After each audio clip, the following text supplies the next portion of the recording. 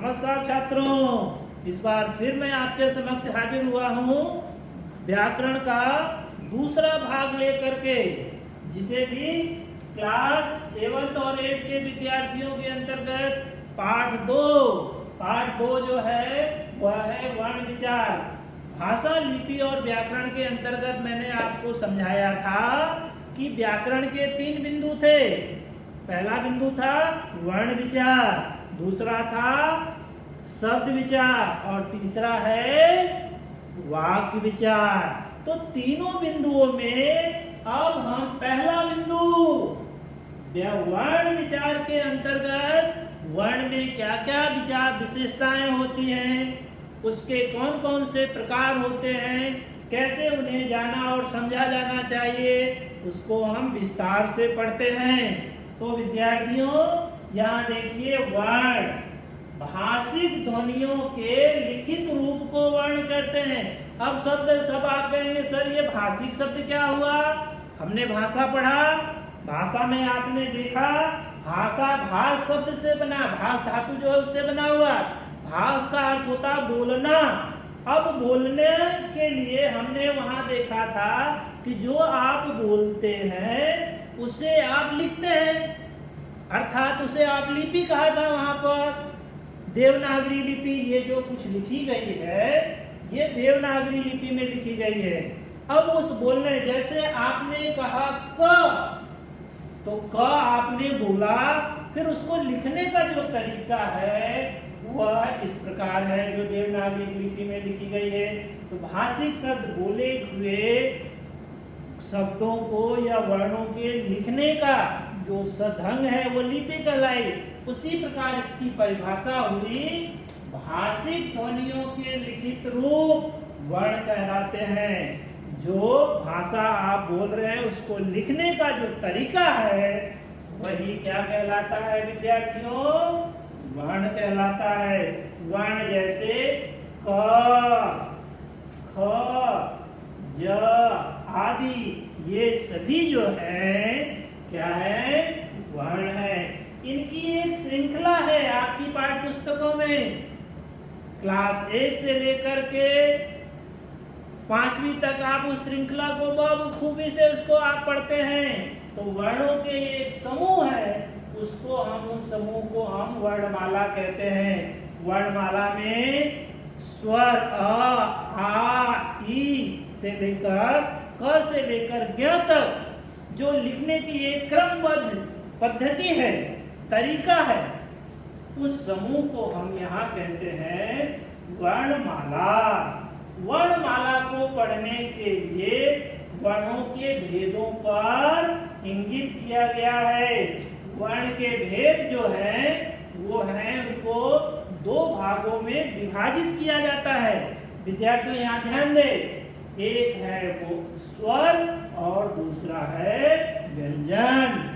व्यंजन इसको कहते हैं इंग्लिश में वोवल्स, इसको कहते हैं कंसोनेंट। वोवल्स और कंसोनेंट, अंग्रेजी में आपने 5 वोवल्स पढ़े हैं, परंतु हिंदी में हम कितने स्वर पढ़ेंगे? 11। अब 11 स्वरों को पढ़ने के लिए आप वर्णमाला में देखे होंगे अ, आ, ई, उ, री, ए, ओ, औ। ये सभी जो है ये स्वर के अंतर्गत आते हैं। इन सभी को आप यहाँ का गिनिए तो ये सभी 11 हैं। 11 स्वरों को हम जो है स्वर कहते हैं, और स्वरों की संख्या जो हुई वह कितनी हुई? 11। तो 11 स्वरों को पढ़ने की दृष्टि से व्याकरण में उसे विभाजित किया गया है। उसको 3 भागों में विभाजित किया गया है। पहला है ह्रस्व स्वर, दूसरा है दीर्घ स्वर, तीसरा है प्लुत स्वर। आप कहेंगे सर तो इसको हम कैसे पहचानेंगे, ये ह्रस्व स्वर है, दीर्घ स्वर है और प्लुत स्वर है? तो विद्यार्थी इसके अंदर जो है ये आ, ई, उ और री, ये जो मैंने बोल किए हैं अंतर्गत आते हैं, तो ह्रस्व स्वर की संख्या हुई 4।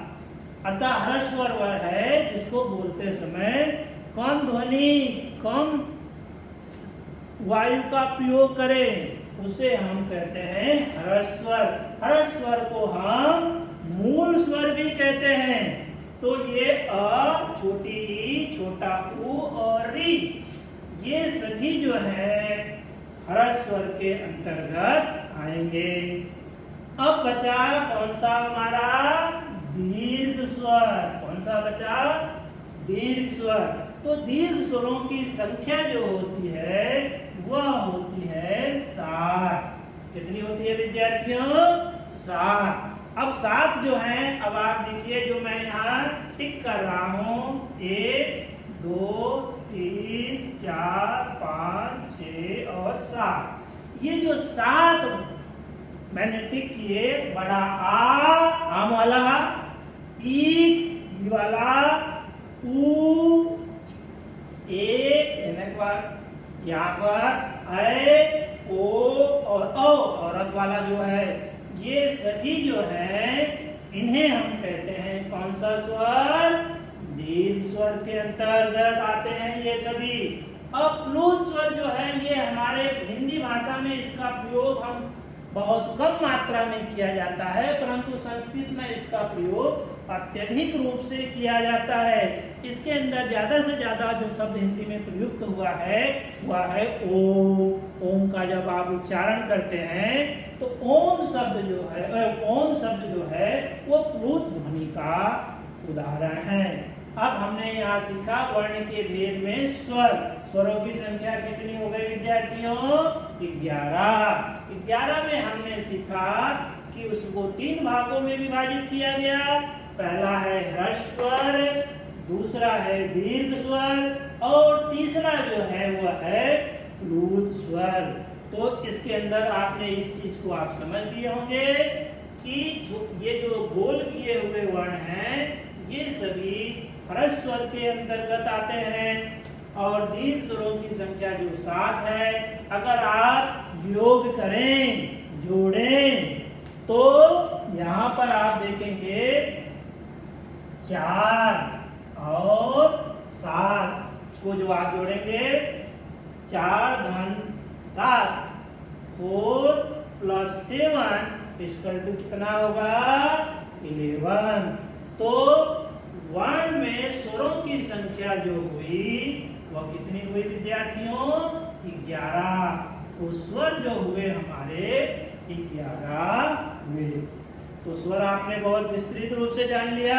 अब विद्यार्थियों हम चलते हैं वर्ण के दूसरा जो भेद है वह भेद का नाम है व्यंजन, जिसको अंग्रेजी में कंसोनेंट कहते हैं। व्यंजन की परिभाषा अगर कहें, जो स्वर की सहायता से बोले जाएं। स्वर की सहायता अर्थात इसको बोलते समय इन स्वरों की सहायता लेनी पड़ती है, उसे हम व्यंजन कहते हैं। तो व्यंजनों को भी पढ़ने की दृष्टि से हम 3 भागों में विभाजित करते हैं। पहला जो है वह है स्पर्श व्यंजन। स्पर्श का अर्थ होता है छूना।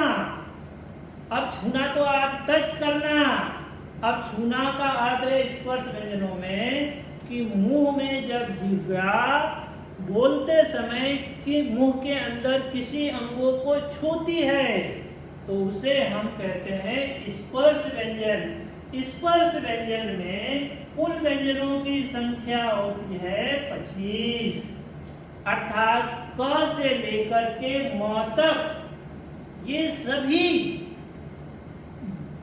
जो वर्ण हैं वो व्यंजन जो है वो स्पर्श व्यंजन। जैसे आपने कहा च आप ध्वनि करेंगे तो जीभ जो है तालु को स्पर्श कर रही है। ट करेंगे तो जीभ उल्टी होकर के तालु को या छोटी सी जो मुद्दा होती है उसको स्पर्श करता है। प कहेंगे तो दोनों ओठ जो हैं वो स्पर्श होते हैं। इसलिए विद्यार्थी आप जानिए स्पर्श व्यंजन जो है मुख के अंदर जितने भी अव्यय या अंग हैं उसको बोलते समय कहीं न कहीं स्पर्श किया जाता है, इसलिए हम उसे स्पर्श व्यंजन के रूप में जानते हैं। तो व्यंजन का पहला भेद हुआ अंतस्थ व्यंजन।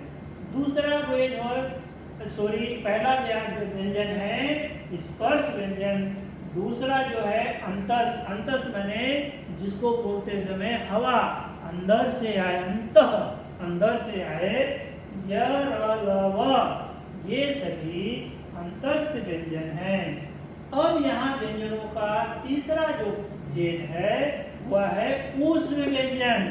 ऊष्म व्यंजन से आपका तात्पर्य है कि इसको बोलने में इनसे ज्यादा हवा या वायु की आवश्यकता होती है, इसलिए श और श और ह ये चार जो व्यंजन हैं इनको हम ऊष्म व्यंजन कहते हैं। तो वर्णों में हमने भेद को देखा, एक हो गया स्वर, दूसरा हो गया व्यंजन, स्वर के 3 भेद और व्यंजनों के 3 भेद। अब वर्ण विचार के अंतर्गत हमें इन पहलुओं पर भी ध्यान रखना होगा कि उसमें हलंत, र, अयोग, आगस्वर, संयुक्त, वर्ण विच्छेद, अनुनासिक, अनुस्वार और नासिक, इन व्यंजनों का भी हम उल्लेख करेंगे। तो विद्यार्थियों अब हम इन बिंदुओं को क्रमशः पढ़ेंगे। अब पहला है हमारा जो है हलंत। अब हलंत को तो व्यंजन को लिखते समय, व्यंजन जो है उसको लिखते समय आपने क लिखा तो क जो है वह स्वर की सहायता से बोला जा रहा है, अर्थात इसमें क और अ स्वर का मेल से क सुनाई देगा। तो व्यंजन को लिखते समय सिर्फ व्यंजन लिखना है हमें, तो व्यंजन को हम हलंत लगाकर इसे हम कहेंगे हलंत। तो व्यंजन को हम हलंत लगाकर लिखते हैं। तो विद्यार्थी इसको आप कहेंगे हलंत। अब व्यंजन के दूसरा रूप है र के रूप। र के 3 रूप हैं विद्यार्थियों, यहाँ ध्यान देंगे। र का एक रूप तो जो है जैसे र आप लिख रहे हैं तो र से एक शब्द बन गया राम, तो ये राम एक शब्द हो गया, तो र एक पूरा रूप है। दूसरा र का दूसरा रूप जो है उसको हम ऊपर इस तरह लगाते हैं, ये दूसरा रूप है। तो र का दूसरा रूप है, इसको हम रेप कहते हैं क्योंकि यह ऊपर लगाई जाती है। तो इससे एक शब्द बना, जैसे आपने लिखा कर्म, धर्म, शर्म। तो ये जो रूप है यह र का दूसरा रूप है। तीसरा रूप जो है वह है इस रूप में या इस रूप में। इस रूप में यहाँ प्रयोग किया जाए विद्यार्थियों, तो यहाँ आप देखिएंगे तो प्रथा, तो ये र का दूसरा रूप हैगा, तो इसको हम कहते हैं पदेन। तो विद्यार्थियों मित्रों यहाँ ध्यान देंगे, र के 3 रूप हुए, एक र का पूरा रूप हुआ, दूसरा र का रेप वाला हुआ, कर्म, धर्म, शर्म और इस तरह प्रथा, ठीक है, र का प्रयोग। अब यहाँ देखिए ये वाला, अब जैसे आधा ट लिखना है तो विद्यार्थियों हम लिखेंगे ये आधा ट, क्योंकि हलंत लगा दिया विद्यार्थी। अब इसमें हम अगर अब र लगाएंगे तो ये हो जाएगा, जिससे शब्द आपका बन गया ट्र, ड्रम। ये रूप भी आपका र का रूप है। अब अयोगवा, अब दूसरा हमने र का रूप भी देख लिया, अब अयोगवा से संबंधित हम देखेंगे। अयोगवा में 2 शब्द हैं, एक है अंग और एक है आ। इसको हम कहेंगे अयोगवा, जिसके बोलते समय न स्वर का हो न व्यंजन। अंग कहेंगे अ भी सुनाई देता न भी सुनाई देता, अह कहने से अ भी सुनाई देता और ह भी सुनाई देता है, तो इसको हम कहेंगे अयोगवा, न स्वर है न व्यंजन है, इसलिए हम इसके पढ़ते समय हम इसको अयोगवा के रूप में। अब हिंदी में प्रचलित होने वाले शब्द शब्दों में शब्द आता है आगत स्वर। तो कुछ विदेशी व्यंजनों को हम हिंदी में स्वीकार किए। अब ये स्वीकार किए हैं तो ये आगत माने आया हुआ है, तो अंग्रेजी से आए हैं, उर्दू से आए हुए हैं, इन शब्दों को हम आगत स्वर कहेंगे। आगत स्वर में अगर हम देखें जैसे बॉल, तो ये बॉल शब्द जो है अंग्रेजी से आया है, तो ये बॉल शब्द जो है अंग्रेजी, ये जो है आगत स्वर है। जैसे फन, आनंद, ये नुक्ता जो लगाया जाता है इसको भी हम आगत स्वर के अंतर्गत जानते हैं। अब तीसरा हम व्यंजन देखेंगे विद्यार्थियों, वह है हमारा संयुक्त व्यंजन। तो संयुक्त व्यंजनों को जानने के लिए हम यहाँ पर 4 ऐसे वर्ण हैं जो 2 वर्णों के अधिक के मेल से बनते हैं, उसको हम कहते हैं संयुक्त व्यंजन। एक छतरी वाला छ, त्रिशूल वाला, ज्ञानी वाला और श्र। जैसे त्रिशूल वाला त धन र से ये बनता है, ता धन र से, तो ये और इसको अलग करेंगे तो ये 3 व्यंजनों के 3 वर्णों के मेल से बने। इसी तरह ये त्र ज्ञा और श्र स और र से, उसको हम संयुक्त व्यंजन कहेंगे। इसी कड़ी में हम आप पढ़ेंगे अगला जो है वर्ण विच्छेद। तो वर्ण विच्छेद के तहत हम देखेंगे, तो विद्यार्थी मित्रों हम ये देख रहे हैं वर्ण विच्छेद। वर्ण की एक बहुत ही आगे की क्लासों में यह पूछा जाने वाला वर्ण विच्छेद। वर्ण विच्छेद तो मैंने शब्दों को वर्ण के रूप में अलग करना। जैसे हमने लिख दिया राम शब्द लिख दिया या कमल शब्द लिख दिया। अब ये राम या कमल शब्दों को अलग करने का, स्वर और व्यंजनों को अलग करने की जो पद्धति है उसी को हम कहते हैं वर्ण विच्छेद। तो विद्यार्थी मित्रों उसको आज हम पढ़ रहे हैं वर्ण विच्छेद। तो वर्ण विच्छेद के अंदर जैसे राम शब्दों का लग गया र, धन आ, धन म, धन अ, तो इसमें 4 वर्ण आए। इन 4 वर्णों को हम जो है कहेंगे वर्ण विच्छेद और इससे शब्द बनाना। इस प्रकार की परीक्षाओं में इस प्रकार के शब्द वर्ण विच्छेद के रूप में आते हैं।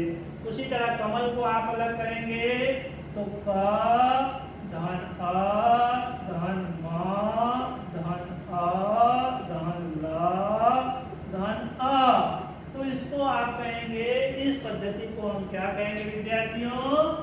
वर्ण विच्छेद।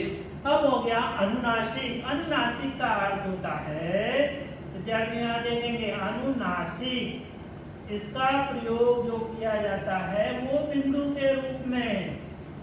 अब यहाँ ये ध्यान रखना है, बिंदु के रूप में जो प्रयोग हो जाएगा, जैसे आपने लिखा कंघा, गंगा,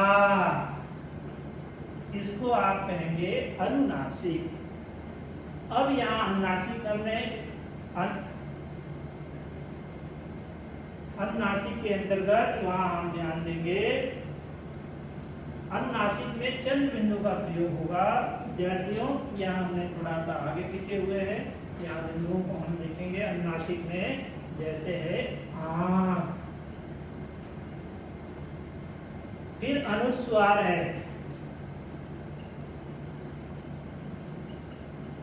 अनुस्वार में हम बिंदु का प्रयोग करेंगे, बिंदु, तो इसमें आपने लिखा गंगा।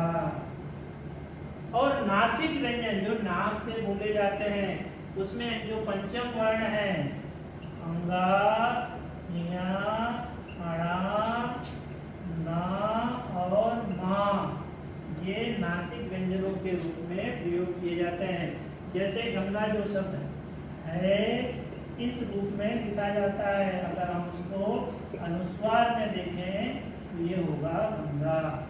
तो विद्यार्थी मित्रों हमने वर्ण विचार के विभिन्न रूपों को हमने जाना, समझा और देखा।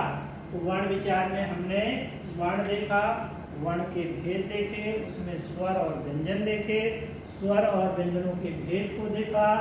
उसके आधार पर हमने उसी वर्ण में हलन देखा, रकार रूप देखा, अयोगरा देखा, आगस स्वर देखा, संयुक्त व्यंजन देखा, वर्ण विच्छेद देखा, अनुनासिक देखा, अनुस्वार देखा और नासिक व्यंजनों को पढ़ा।